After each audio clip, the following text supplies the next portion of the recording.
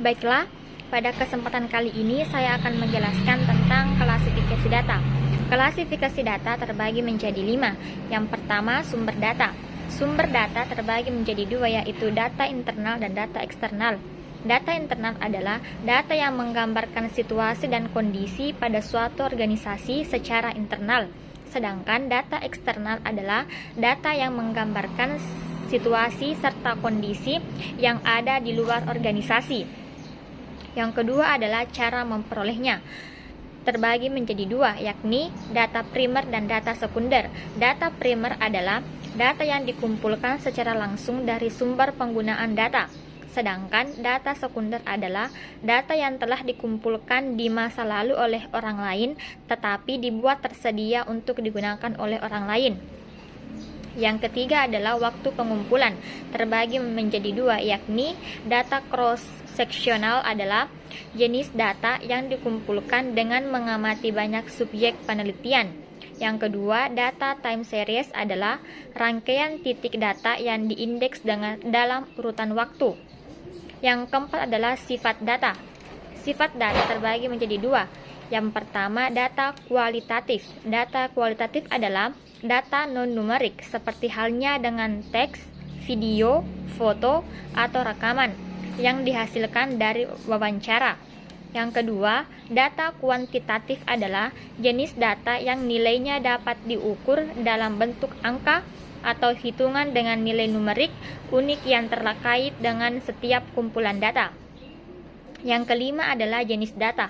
Jenis data ini terbagi menjadi 2. Yang pertama, data diskrit ialah jenis data yang hanya terdiri dari angka-angka perhitungan dan karenanya tidak dapat diukur.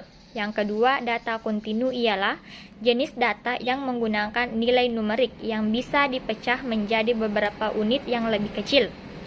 Yang kedua adalah paradigma penentuan kualitatif dan kuantitatif.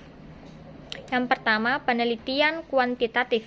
Penelitian kuantitatif adalah penelitian yang berdasarkan pengalaman empiris dengan mengumpulkan data berbentuk angka yang bisa dihitung dan berbentuk numerik.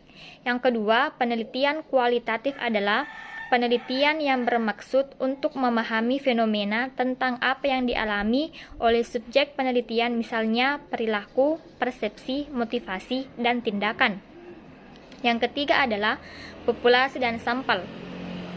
Populasi adalah keseluruhan subjek atau totalitas subjek penelitian yang dapat berupa manusia, benda, suatu hal yang di dalamnya dapat diperoleh dan atau dapat memberikan informasi atau data.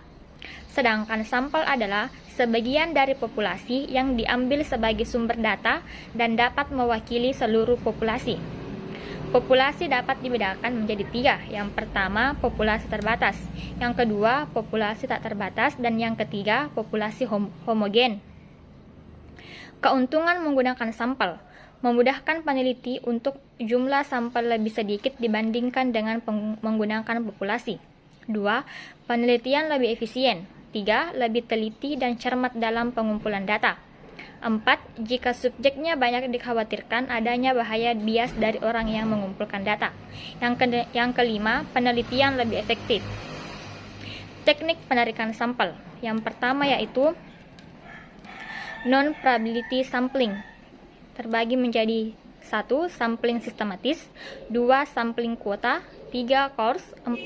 fit, 5. Sampling insidental, 6. Sampling jenuh, 7. Purposive sampling, dan 8. Snowball sampling. Yang kedua adalah probabilitas sampling, terbagi menjadi 3. Yang pertama sampling acak, teknik stratifikasi, dan yang terakhir teknik cluster. Selanjutnya adalah menentukan ukuran sampel, terbagi menjadi 3. Yang pertama menurut Ari Kunto, yang kedua rumus Lovin, dan yang ketiga rumus Young. Terima kasih.